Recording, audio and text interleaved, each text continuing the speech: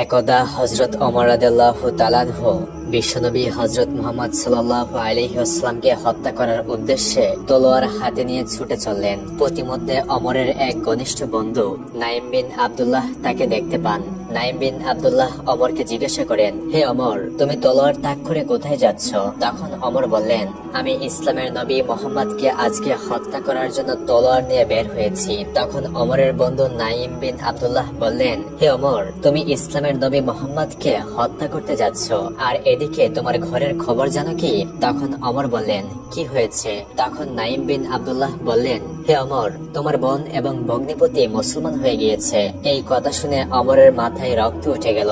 ওমর তার বন্ধু নাঈম বিন আব্দুল্লাহকে বললেন, তোমার কথা যদি সত্যি না হয়ে থাকে তাহলে আমার হাত থেকে তুমি রক্ষা পাবে না। তখন ওমরের বন্ধু নাঈম বিন আব্দুল্লাহ বলল, ওমর, আমি একটু মিথ্যা বলিনি, তুমি বাড়িতে যাও, তারপরে খোঁজ নিয়ে দেখো। এই কথা শুনে ওমর রাদিয়াল্লাহু তাআলা আনহু আর বিশ্বনবীকে হত্যা করার উদ্দেশ্যে না গিয়ে বোন এবং ভগ্নিপতির বাড়ির দিকে রওনা করলেন। এখানে বলা বাহুল্য, ওমরের বন্ধু নাঈম বিন আব্দুল্লাহ ইতিপূর্বে ইসলাম গ্রহণ করেছিল।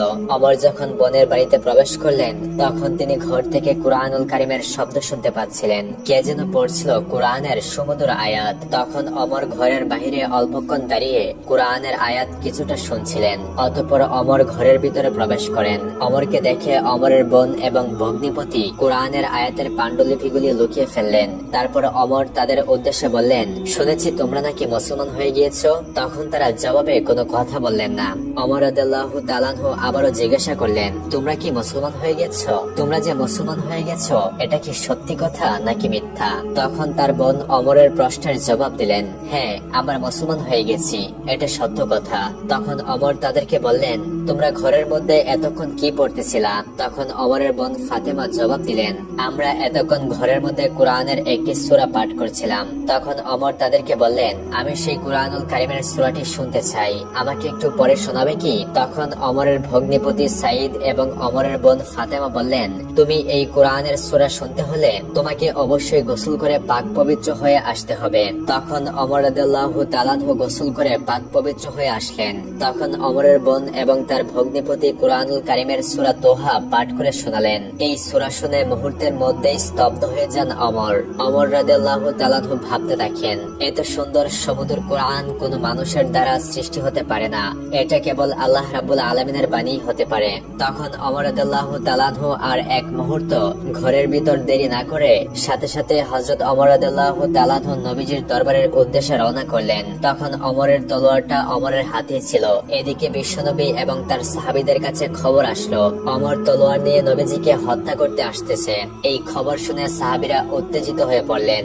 সাহাবীরা নবীজিকে উদ্দেশ্য করে বললেন, নবী গো, আপনি শুধু হুকুম করেন, ওমর যত বড়ই পালন হোক না কেন আজকে এখান থেকে জীবিত ফিরে যেতে পারবে না। হযরত আবু বকর রাদিয়াল্লাহু তাআলা আনহু বিশ্বনবীকে উদ্দেশ্য করে বললেন, ইয়া রাসূলুল্লাহ সাল্লাল্লাহু আলাইহি ওয়াসাল্লাম, আমি আবু বকর এখনো জীবিত রয়েছি, আমি থাকতে ওমর আপনার গায়ে একটা আঁচড় পর্যন্ত দিতে পারবে না। এবার বিশ্বনবীর সমস্ত সাহাবীদের উদ্দেশ্যে বললেন, হে আমার সাহাবীরা, তোমরা ধৈর্য ধরো, শান্ত হও, ওমর আগে আসুক, দেখি তার কি উদ্দেশ্য।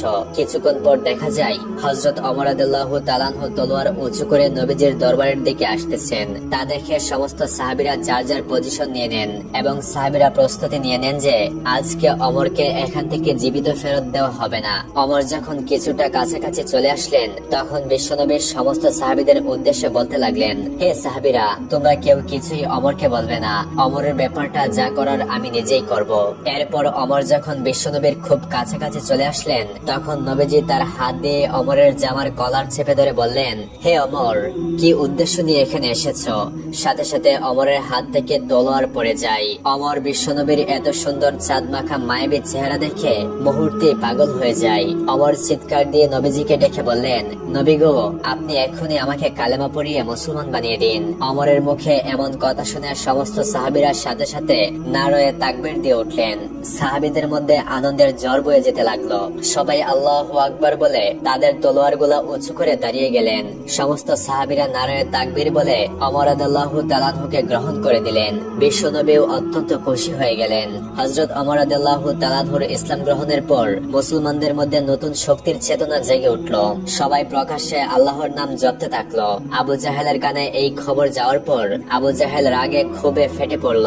পরের দিন ওমর রাদিয়াল্লাহু তাআলা আনহু নিজেই আবু জাহেলের কাছে গেলেন এবং আবু জাহেলকে গিয়ে বললেন, আপনি কি শুনেছেন আমি যে মুসলমান হয়ে গেছি? তখন আবু জাহেল চুপ থাকলেন। ওমর রাদিয়াল্লাহু তাআলা আনহু আবার বললেন, আপনি কি শুনতে পেরেছেন আমি যে মুসলমান হয়ে গেছি? কিন্তু আবু জাহেল সবকিছু শুনেও না শোনার মতো করে চুপ করে বসে থাকলেন, কারণ আবু জাহেলের কোনো ক্ষমতাই ছিল না যে এই কথা শোনার পরেও ওমরের উপর আক্রমণ করার। পরের দিন হযরত ওমর রাদিয়াল্লাহু তাআলা আনহু সমস্ত সাহাবীদেরকে নিয়ে প্রকাশ্যে মদিনায় আযান দিয়ে নামাজ আদায় করলেন। এই দৃশ্য তখন সমস্ত মক্কাবাসীদের কাছে এক বিস্ময়ের জন্ম দিল। কেউ কখনো প্রকাশ্যে কাবা শরীফে নামাজ পড়ার মতো দুঃসাহসিকতা দেখাতে পারেনি। তখন কাফেরদের মধ্যে একজন দৌড়ে গিয়ে আবু জাহেলের কাছে খবর দিলেন এবং আবু জাহেলকে বলল, আপনি শুনতে পেরেছেন কি ওমর প্রকাশ্যে সমস্ত মুসলমানদেরকে নিয়ে মক্কাতে নামাজ আদায় করছে? আবু জাহেল এই খবর শোনার পরেও কোনো ধরনের পদক্ষেপ নিতে পারেননি, কেননা সেই মুসলমানদের নেতৃত্বে ছিলেন হযরত ওমর রাদিয়াল্লাহু তাআলা আনহু।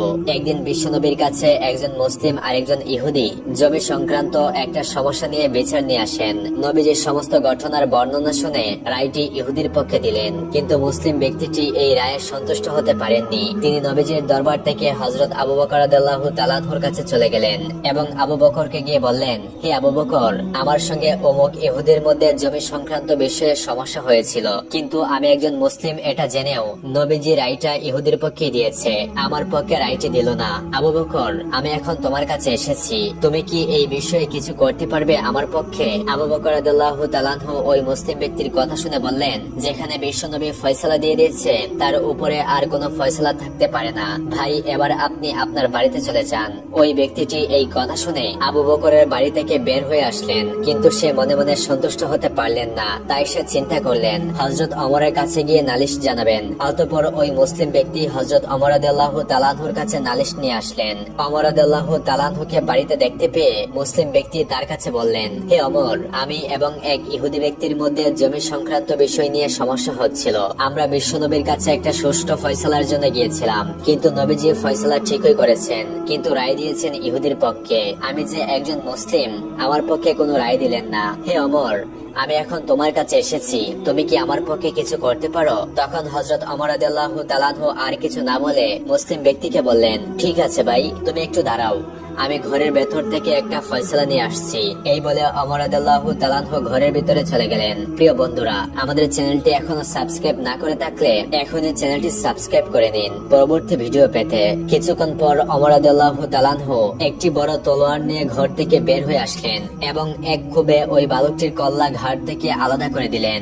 অতঃপর ওমর রাদিয়াল্লাহু তাআলা আনহু ওই বালকটিকে লক্ষ্য করে বললেন, তোমার কত বড় সাহস, বিশ্বনবী যেটার ফয়সালা করে দিয়েছে তার বিরুদ্ধে তুমি আমার কাছে নালিশ নিয়ে এসেছো? তোমার বেঁচে থাকার কোনো অধিকার নেই। ওমর রাদিয়াল্লাহু তাআলা আনহু এতটাই নবীর জন্য পাগল ছিলেন, এতটাই নবীকে ভালোবাসতেন এবং নবীজির সমস্ত সিদ্ধান্তগুলোকে চোখ বুজে মেনে নিতেন। তাই আল্লাহ রাব্বুল আলামিন হযরত ওমর রাদিয়াল্লাহু তাআলা আনহুকে এতটাই সম্মানিত করেছিলেন যে মক্কার সমস্ত কাফেররা ওমরের ভয়ে থরথর করে কাঁপত।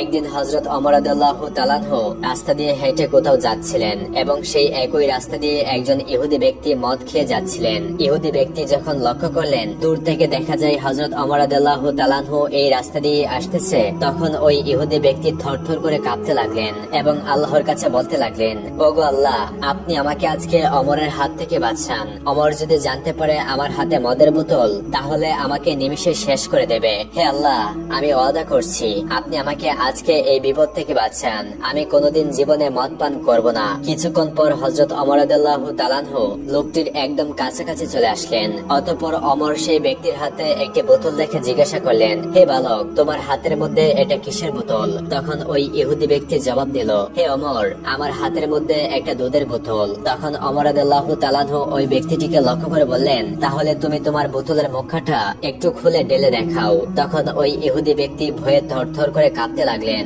এবং বোতলের মুখটা খুলে যখন মাটির মধ্যে ভিতরের পানিগুলো ফেলতে লাগলেন, তখন টাটকা দুধ বোতলের ভেতর থেকে বের হয়ে আসছিল।